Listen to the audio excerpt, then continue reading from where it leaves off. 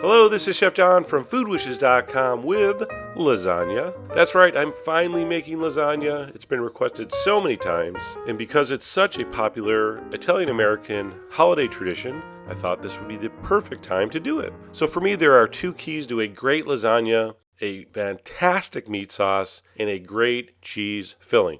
So first things first. So for the meat sauce, I'm going to take some Italian sausage and ground beef. We're going to put that over medium heat, and while it's browning, we're going to break it up into as small pieces as possible. While that's browning, I'm going to take some mushrooms and give them a really rough chop. Okay, don't worry about them all being the same size. Those are going to break down in the sauce anyway. So I'm going to add those to my browning meat. All right, go ahead and stir those in. I'm also going to add some salt, some black pepper, and some red chili flakes. Okay, so at this point, I want you to turn the heat to medium-high and cook it until the meat's browned and any liquid that came out of the mushrooms has evaporated. So you see this? The meat's browned and the bottom of the pan is pretty much dry.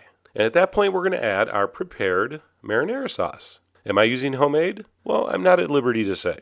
But you can use just about anything here. Homemade, jarred sauce, as long as it's good quality, not a problem. All right, you saw me add a splash of water there. If you're using jarred sauce, make sure you rinse the jars with water. And then we're going to bring that to a simmer, turn it down to low, and simmer for hours. How long exactly? I don't know. It should simmer until the meat is extremely tender. All right, I did mine about 2 hours. You want to make sure you add a little more water along the way if it's getting too thick. And once it's done and you're happy with the texture, turn it off, taste for salt and pepper, and set it aside. All right, so that's half the battle. Our beautiful meat sauce is ready. On to the cheese filling, which is simply a couple beaten eggs, some ricotta cheese, and not that skim milk stuff, the real whole milk variety. For this recipe, you just need the highest quality cheeses possible. Will people know? I don't care. I will know, and you will know.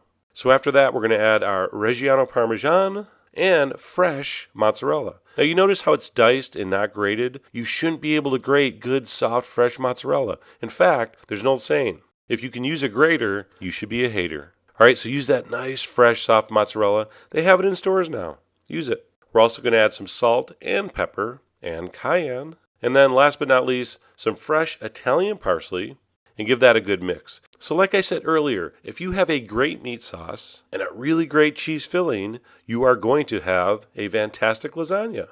There's no way not to. So before we can assemble this, of course we have to boil 1 box, 1 pound lasagna noodles. All right, make sure you're using salted water. Now this is the only time ever, except for maybe pasta salad, where I'm going to tell you when the pasta's cooked, drain it, rinse it, and keep it in cold water. All right, so you see that here. My noodles are ready, and it's time for final assembly. And yes, in case you're wondering, I have tried using the raw noodles, not boiling them first. I don't like that method. All right, let's talk about the pan. This is not something that goes in your wimpy little 9x13 casserole dish. This needs a lasagna pan. 10 by 15 by like 3 inches deep is perfect. All right, so get yourself a nice lasagna pan. Now, assembly is super easy if you can do some simple math. Divide your sauce into 4 parts, your noodles into 3 parts, and your cheese into 2 parts. So 1/4 of the sauce goes down. On top of that, 1/3 of the noodles. All right, I had 18 noodles, so I used 6. Okay, so once the first third of the noodles are down, the base of our lasagna is done, and we're ready for the first half of the cheese mixture. All right, so divide that perfectly in half, spread that cheese mixture out onto the noodles, and then top with another portion of the meat sauce.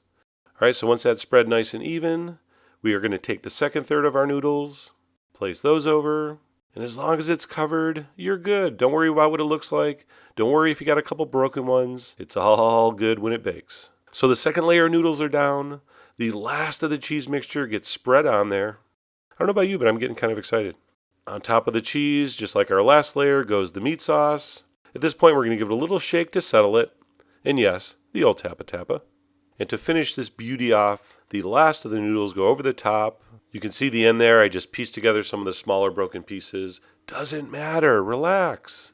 Once this cooks, it all looks fantastic.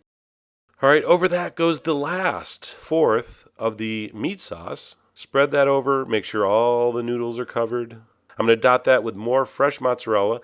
We're going to finish with some more grated Parmesan cheese. Cover it loosely with foil. I don't want the foil touching the cheese, but I do want it covered.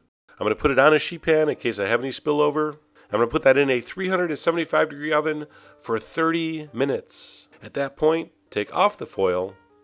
Continue cooking for about another 30-35 minutes until it's done. And when it's done, it will be golden brown, it will be bubbling, and it will be hot all the way through. What a gorgeous, gorgeous lasagna, if I do say so myself. And I know you can't wait to tear into this, but let it sit for at least 20 minutes. It's just going to be too hot to enjoy unless you do. Alright, but after that, all bets are off. Cut it into nice squares. You'll get like 12 decent portions out of this, or like 9 huge ones.